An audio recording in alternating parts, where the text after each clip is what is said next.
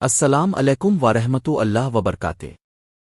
آج کی ویڈیو میں ہم بات کریں گے قرآن پاک کی سب سے مختصر مگر انتہائی بابرکت سورت الکوثر کے دنیاوی فائدوں کے بارے میں۔ اللہ تعالیٰ نے اس سورت میں اپنے محبوب نبی کو کوثر عطا کرنے کی خوشخبری سنائی، اور اس سورت میں ایسے راز چھپے ہیں جو ہماری دنیاوی اور روحانی زندگی کو بدل سکتے ہیں۔ پہلا فائدہ، رزق میں کشادگی۔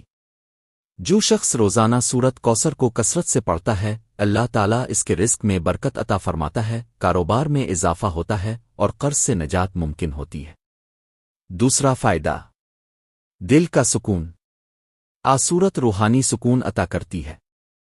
اگر آپ بے چینی، پریشانی دل کی گھبراہٹ محسوس کر رہے ہیں تو دن میں 3 مرتبہ سورت کوثر پڑھنا شروع کریں۔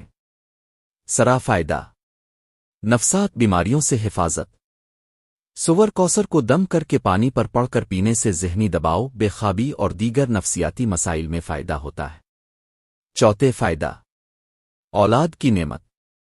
جو جوڑے اولاد کی نعمت سے محروم ہیں، اگر وہ اخلاص سے سورت کوثر روزانہ 41 مرتبہ پڑھ کر دعا کریں تو انشاءاللہ اولاد کی خوشخبری نصیب ہو سکتی ہے۔ پانچواں ہے فائدہ، دشمنوں سے نجات۔